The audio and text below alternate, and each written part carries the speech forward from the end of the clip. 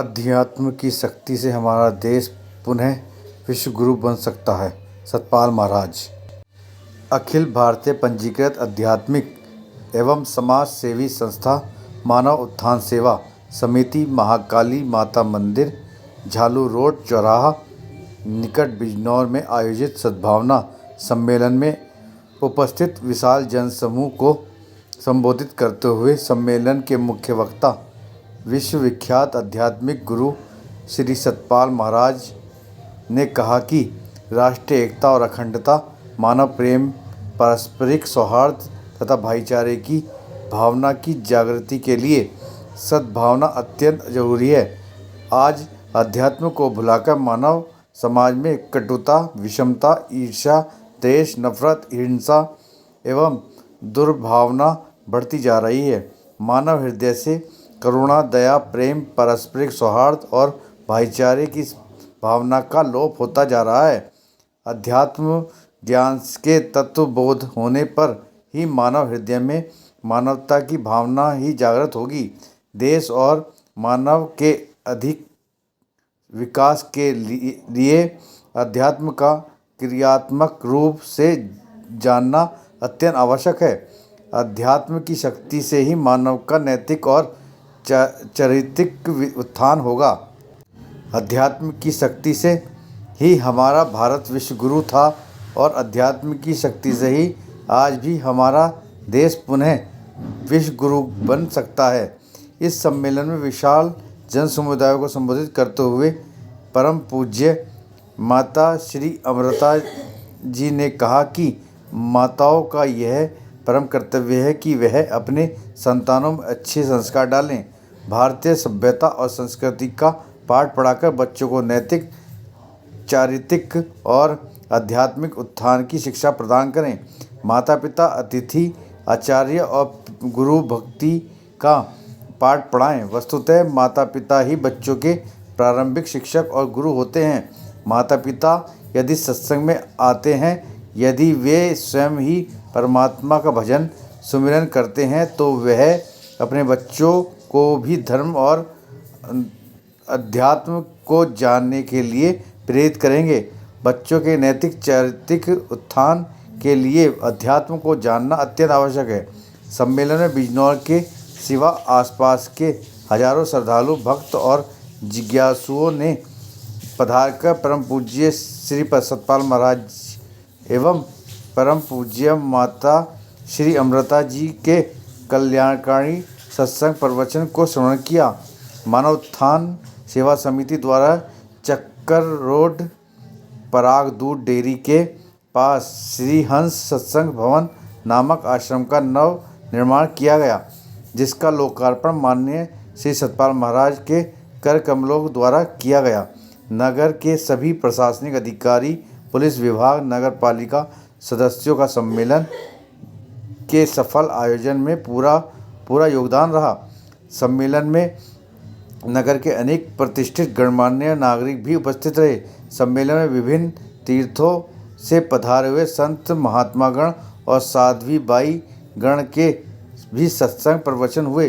बच्चों के द्वारा स्वागत गान एवं सांस्कृतिक कार्यक्रम की प्रस्तुति की गई। अनेक भजन गायक कलाकारों ने मधुर भजनों का गायन किया। महात्मा हरि संतोष नंद ने मंच का संचालन किया।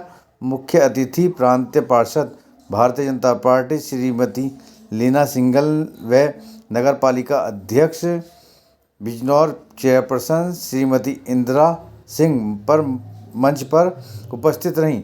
मीडिया प्रभारी रवि सिंह निराला का महत्वपूर्ण योगदान रहा। ऑपरेशन सत्याग्रह से अनुज कुमार शर्मा की रिपोर्ट।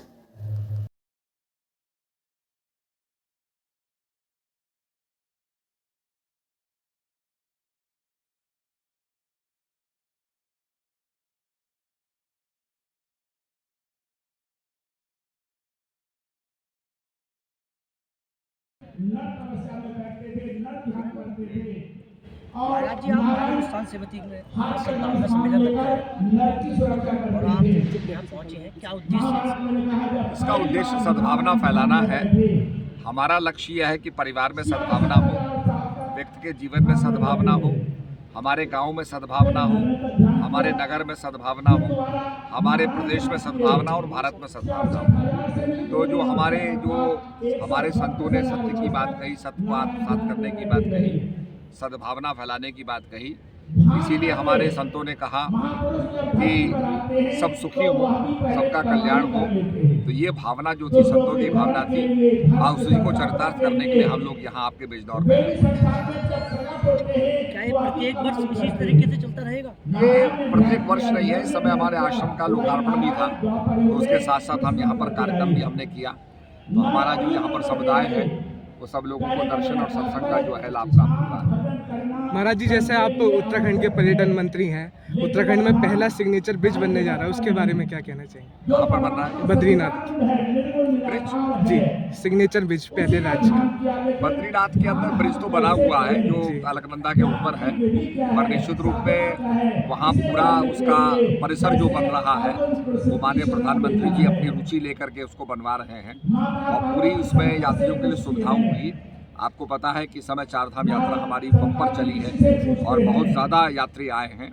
पिछले वर्ष तो करीब 46 लाख के करीब यात्री आए थे। अब हमारे जो है 65 से ऊपर यात्री चले गए हैं, लाख के करीब चले गए हैं। तो बहुत बड़ी संख्या में लोग जो है चारधाम की यात्रा करने आ रहे हैं। हमने पर्यटन क्षेत्र के अंदर ये भी किया है कि शाक्त सर्किट, सैफ सर्किट, वैष्णव सर्किट, नवग्रह सर्किट, गोलजू सर्किट और अनेक सर्किट्स बनाए हैं, नवग्रह सर्किट, जिससे कि जिन सर्किट से और भी लोग जो हैं और भी डाइवर्सिफाई हो जाएं और भी स्थानों पर जाएं तो उनको लाभ मिले।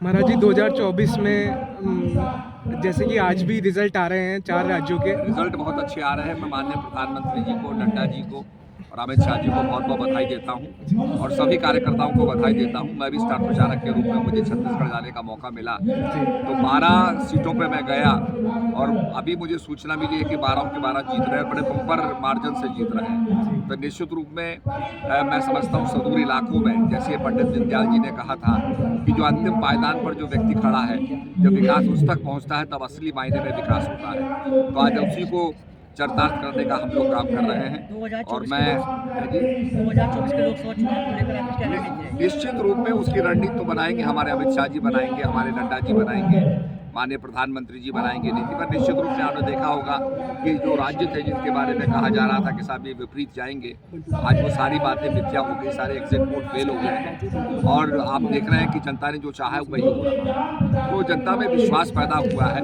कि आखिर इतने साल बाद एक पॉजिटिव जो है आउटपुट लेकर के प्रधानमंत्री आया है, भारत को सर्वोच्च बनाना चाहता है और जो भी कार्यक्रम प्रधानमंत्री करते हैं बड़े शान से करते हैं और उसका बड़ा प्रभाव होता है, व्यापक प्रभाव होता है। अभी आपने देखा चंद्रयान के मामले में देखा होगा, धारा 370 और आर्टिकल 53A, जिसके बारे में क्योंकि मैं तो पार्लियामेंट में भी रहा हूँ, तो अक्सर हमें कश्मीरी लोग ये कहते थे अरे हटा के तो देखो कत्लेआम हो जाएगा, खून की नदियाँ बहेंगी। आज वो हटाया भी गया, 53A भी हटाया गया, धारा 370 भी हटाई गई, कहीं कत्लेआम नहीं हुआ। तो ये जो भय था जिससे भारत को पूरा डरा के वो रखते थे, भारतवासी थे वो हमारे पर, वो डरा के रखते थे, आज वो सब खत्म हो गया है। और आप देखेंगे कि हमारी दृष्टि इस समय POKP भी लगी हुई है और निश्चित रूप में वो भारत का अभिन्न अंग है और हम चाहेंगे कि भारत का विलय उसमें हो निश्चित रूप में। और मोदी जी के जो काम है वो पूरे दुनिया में लोग सराह रहे हैं उन कामों को, तो निश्चित रूप में उनका नेतृत्व और सबल हो, यही प्रयास हमारा है। ठीक है।